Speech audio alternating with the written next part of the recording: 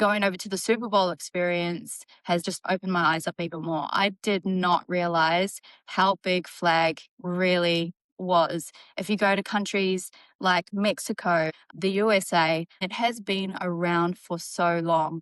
The kids are growing up learning it.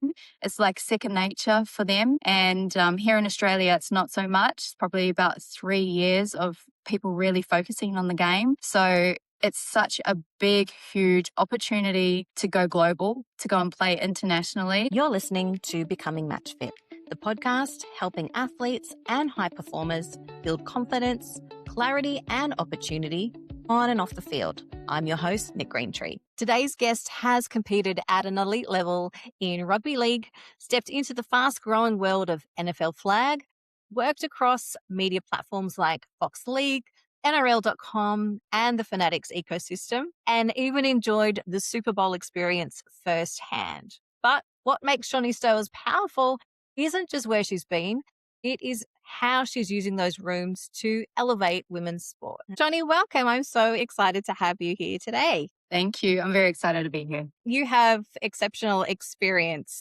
across multiple codes, media, global stages. Before we get into the nitty-gritty, can you tell us what season are you in right now? I'm in my flag football season. We are preparing for flag nationals, the Australian flag nationals. So we're just polishing and getting ourselves sorted to perform. Amazing. Now, before we jump into everything that you do, can you just explain what is flag? Yeah, very quick overview. It is a mix between NFL, gridiron, and flag, which we play a lot in Australia, flag touch. And you just do the same thing with the gridiron, with the QB throwing the ball. So you get that whole QB to receiver idea happening. And then instead of making contact and tackling, you take a tag. So it's a lot more modified, and the way of the field is smaller. It's 50 yards, and then there's a lot less people on the field. Amazing. What sparked the move for you from NRL over to NFL flag? Well, it actually kind of came out of nowhere. I had a couple of friends who were playing rugby league in my last year of rugby league at the Manly Sea Eagles, and they were doing both codes. And I didn't know a lot about it, but I ended up turning up to one of the big open registration days, like talent ID days, and there was huge numbers there.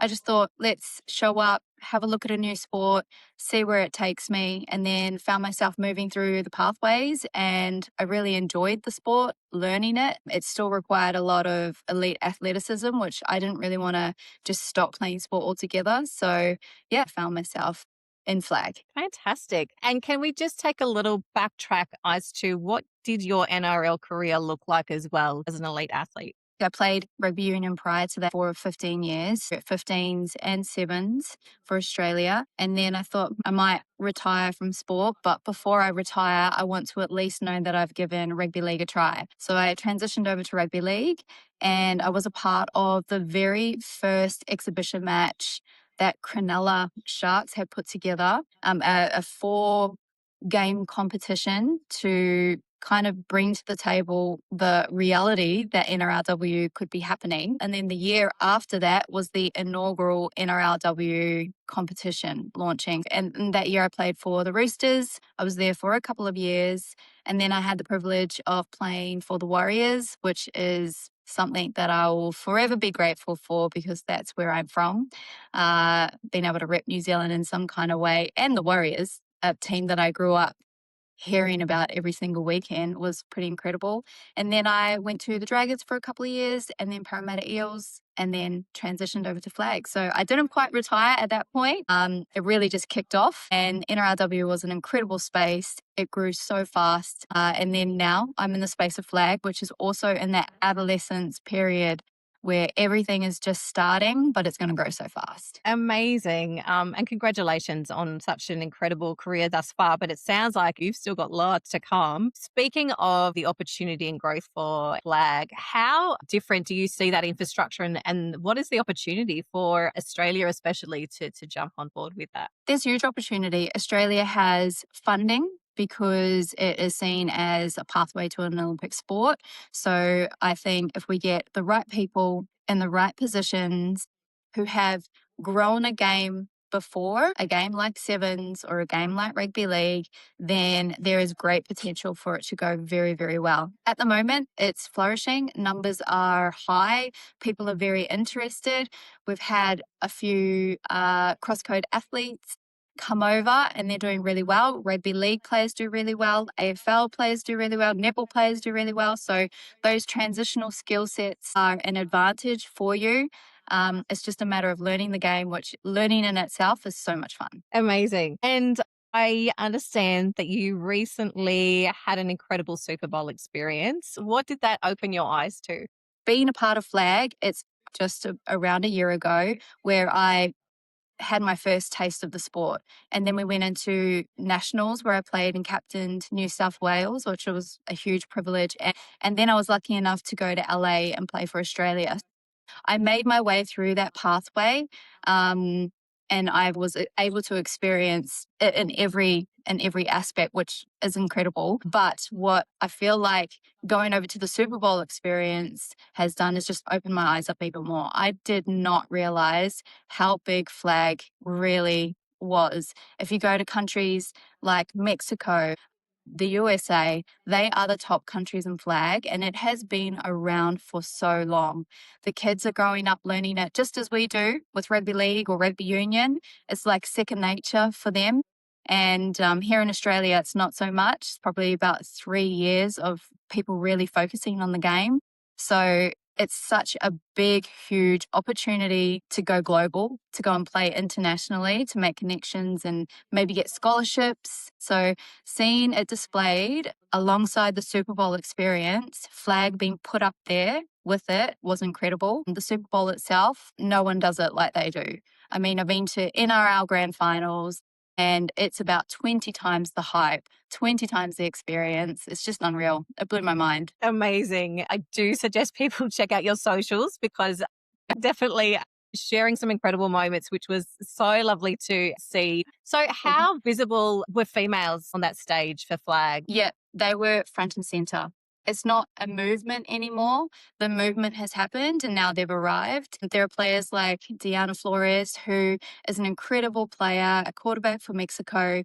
And if you're here in Australia, you may not have even heard of her. But if you go internationally, she has sponsorships by Under Armour, and they are doing an incredible job of marketing these brilliant athletes. They've got a cohort of USA athletes who are incredible cross-code athletes themselves, and they're doing a phenomenal job. It's so inspiring for me to see what they're doing over there. So the female flag pathway is huge internationally, and it's so great to see them on the platform that they deserve. They are really taking charge and using their voice and paving the way and putting themselves out there, making sure that the female athletes are seen for exactly what they're worth. It's really inspiring to watch. Oh, fantastic. On my last podcast, I was chatting with Darcy McDonald, and we spoke about, especially for females, we can't be what we can't see. And so, for your visibility, obviously inspiring for yourself, but then to bring that back to Australia, I think is incredibly valuable. So, from that perspective, what can Australia learn over the next few years? I think Australia does sports well, but it is a comfort zone. And it really just takes a couple of brave athletes, female or male, to step outside of that comfort zone, which is another sport, and really take a chance and put everything into it. So being able to see these women over there on that platform and what they can do on a global aspect was so inspiring. And what can I bring back to Australia around that is I'm in the spaces where it all starts, the grassroots, where players are just starting to lean into the game, but I can definitely encourage them and guide them and educate them on opportunities that are far beyond Australian shores. Incredible. And I think I'm hearing a common theme within you is that you like to be at the edge of these new opportunities and being a leader and bringing them to life. What I've seen with you as well is leaning into the media space and using your voice equally as your physical abilities on the field. So you've worked across Fox League, NRL.com, Fanatics. So how does being inside the media as well change your view on sport and help with your leadership there? I think having access to a vehicle like media is very important. it takes a lot of bravery to put yourself out there and speak authentically.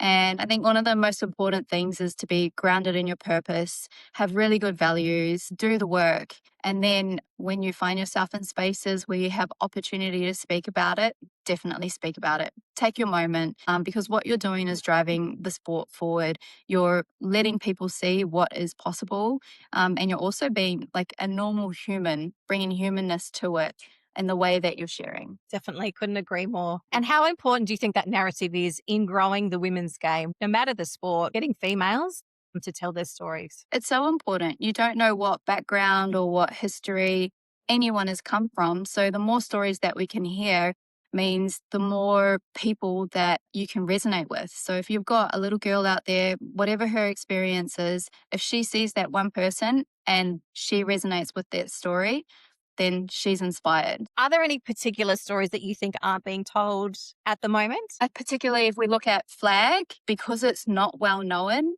there are a lot of names that are not being spoken of enough. There are always people who did the hard yards, who pioneered the game, who gave selflessly to it. So I think rugby league does it really well. They always acknowledge the people who went before them. So I think if you're stepping into the space with flag, you have a true obligation to acknowledge the people who went before you and make sure their names are heard, because we've got an opportunity to qualify for the Olympics. The sport is an Olympic sport. And if you have dual passports and citizenship, then you can go to another country and have a pathway into this Olympic sport. So it's so important to acknowledge where it all started. That's amazing and exciting as well to hear Olympic sport. That flag has never been in the Olympics before. So it's very exciting.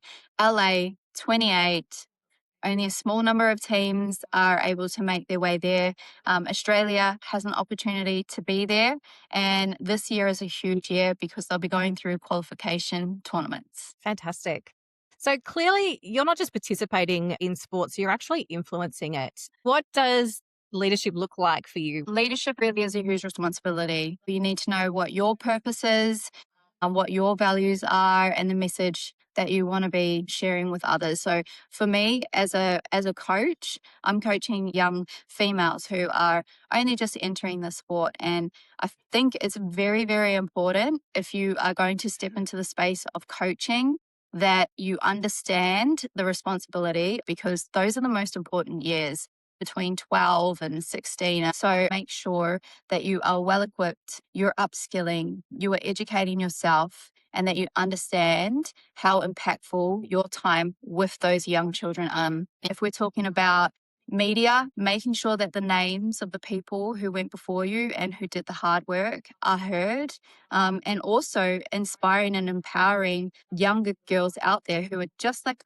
on the brim of it, getting their names heard as well, because it's not just about the sport here in Australia. It's about them having opportunities overseas and getting reach as well. That is a lot of responsibility. And I think, Shonny, you do an incredible job. I recently spotted you had met Elena Ma, someone who has like redefined athlete visibility and doing incredible things beyond the game. What did that interaction teach you about athlete brand and confidence? Well, when I met her, it took about 20 seconds for me to pick my jaw up off the ground, but she's such a lovely human.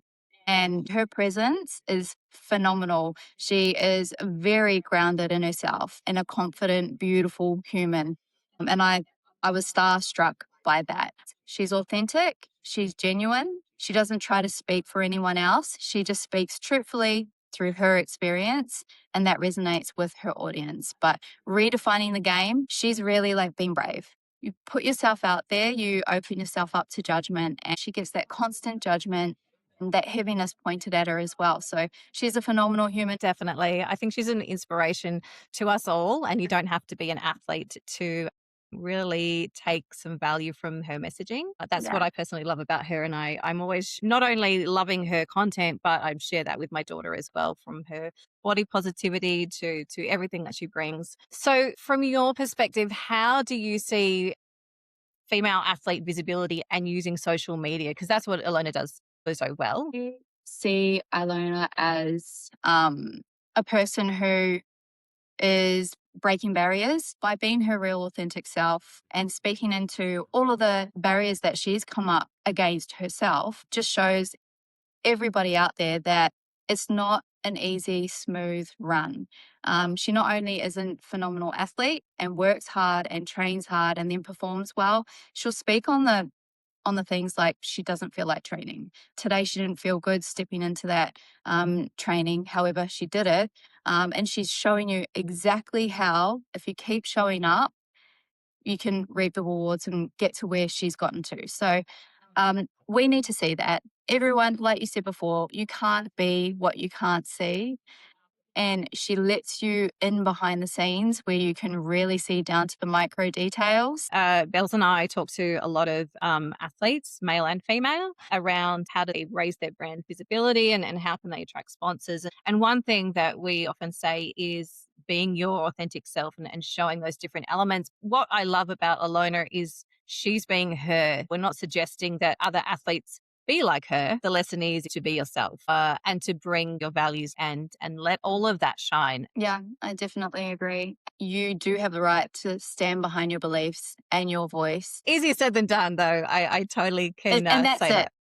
And that's it. That's why not everyone is out there doing that, because it brings its own challenges. Yes. Yeah. And look, it's very courageous as well. I give her that because the judgment factor. But, I think the more that you can lean into that space, the easier it does become. Yeah. And it's just like when it's getting hard for you to turn up to training, you have to redirect or reset and keep your eye on the reason why you do things. So it's exactly the same in social media and your purpose there.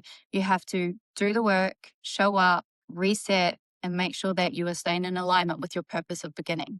And that's what I love about you, Shonny. We see you time in, time out. You're very strong on your values and what you stand for, and you're grounded in ANZ Pacifica pathways. What are we doing well in women's sports here? If we're speaking to Australia, we're sparking interest among a lot of other athletes across codes, and that's perfect. We've got athletes who are like, this looks great. I want to give it a go. And that's what you need to do when you're trying to grow a sport. With New Zealand, they're also in the very early stages of growth. There was a China tournament at the end of last year where it was American Samoa, Australia, and New Zealand.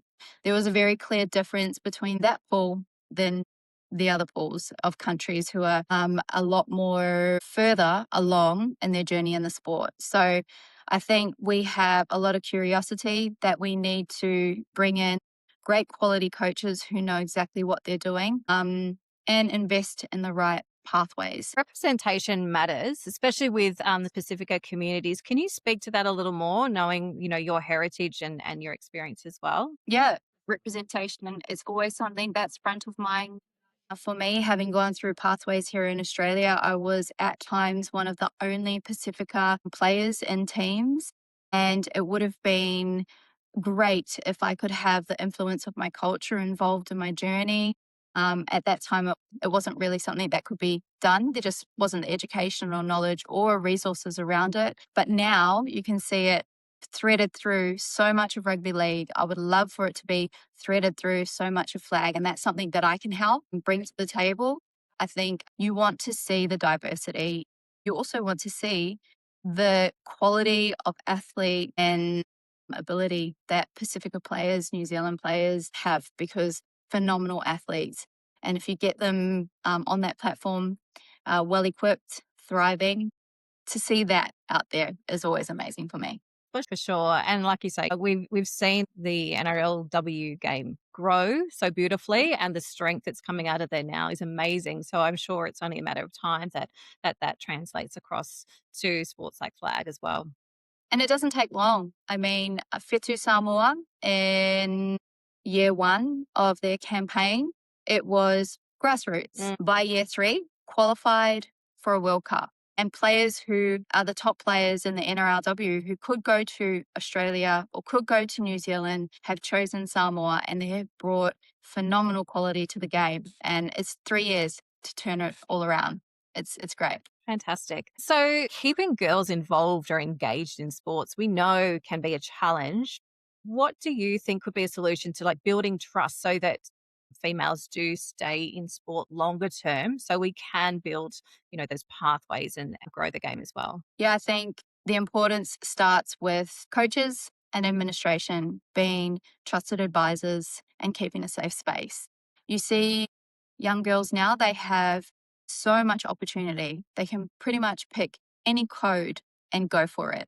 So it's having a safe space, having trusted advisors, and also making sure that there is a pathway, that they see something that they can progress to as well. Definitely. And you've been through those pathways. So you've lived it. You've not just seen it down on paper. When you're mentoring these younger athletes and spotting talent early, like what are you really looking for? Like what are the characteristics that really stand out to you? For me, they first have to want to do it. And then secondly, I look at their potential and make sure that they can see their potential. And thirdly, I ensure that they stay grounded, that they stay connected to themselves and the reasons why they are doing it.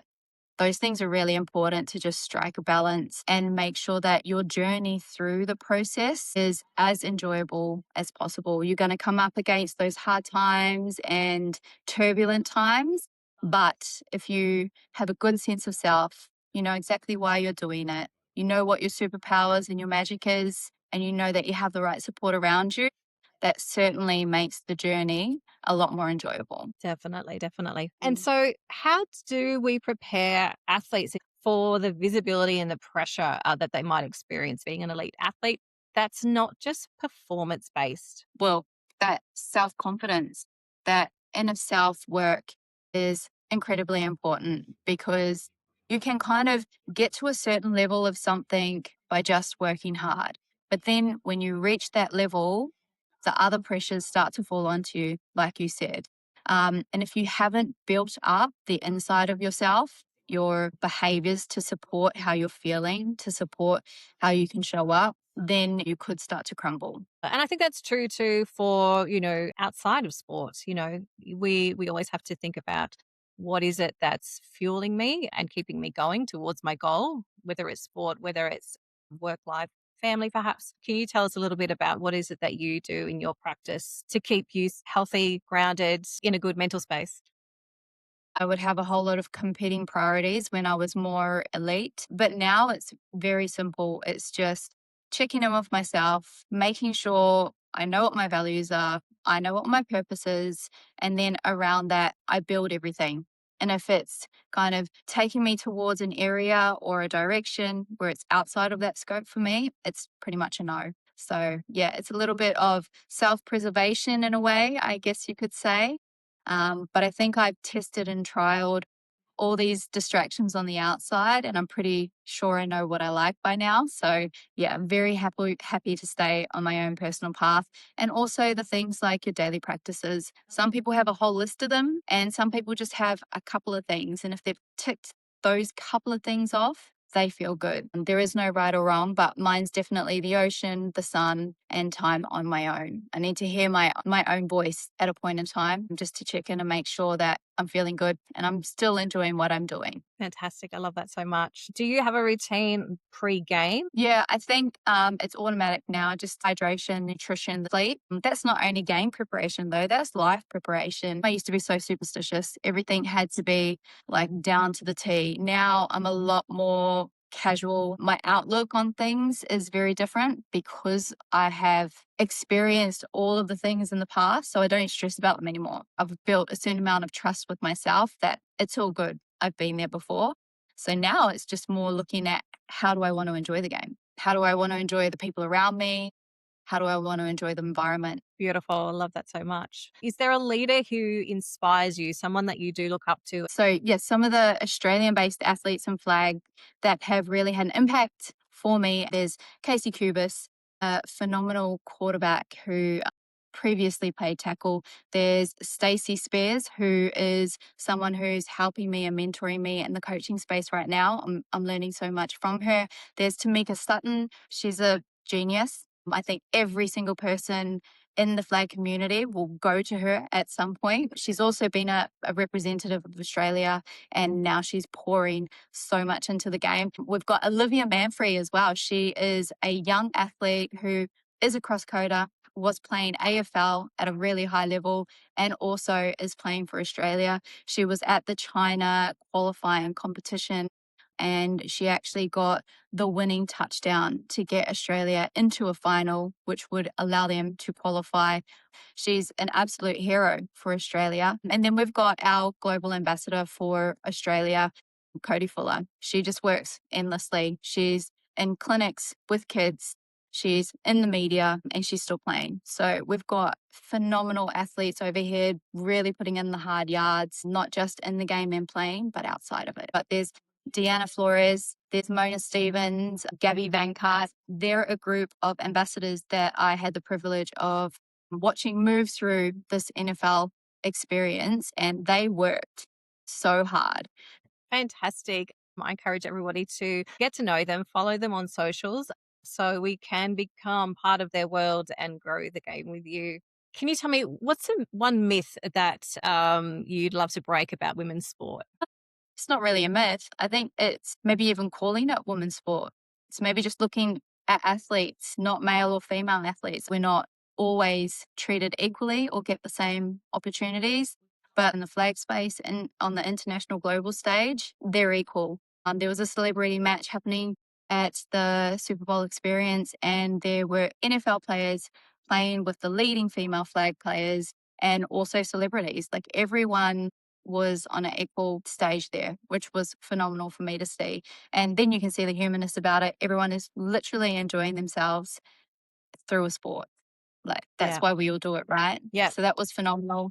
Yeah, equality. And the other thing would be age. I mean, I just saw for the Winter Olympic male who is 44 years old, is 5-time Olympian in on the slopes, and he was having an interview, and he was quite literally at the starting line, just kind of giving chat and banter to one of the very young other participants, and he's like, I've done it all before. My mind frame is so different. Like, yes, they're younger and they have advantages, but I'm sitting in a really good confident space because I have an advantage as well. And then there is a ice skater. She's 42 years old, competing at her very first Olympics. So breaking that myth of age, I truly believe that is not relevant. Yeah, I think youth seems to favor the body and, thinking that that's everything when it comes to sport. But I think you're right. The experience that is seen in your mindset and the value that that can bring, I think gets overlooked a lot because it's not as visible. As you said, youth favors the body. Mm-hmm. However, we all know your body fails if your mind is not up to standard. And what you get with age is your mind is there. Yes. There's confidence, you've been there before. So therefore your body will follow. Yeah. So good. That's really one to remember. So last question. And I always finish our conversations the same way because it really, in my mind, is bigger than sport. What does becoming match fit mean to you, Shonny? Becoming match fit for me in my world is your inner confidence, being able to show up, being able to be brave. Leaders go first. It is scary, but continuing to persevere if it's in alignment with your values and your purpose. Beautifully said. I couldn't agree more. Thank you so, so much. It was such a treat to chat with you. Best of luck in getting to the Olympics. I am going to be tuned in for sure. I can't. Thank you very much for having me. It's been great. So much fun. Thanks so much for listening to Becoming Match Fit. If today's conversation inspired you, feel free to share it with a teammate or someone you love as well. You can access free tools, resources, and our community in MatchFit 360 Academy. The link is in the show notes. Until next time, unlock your value, change your game, and become MatchFit.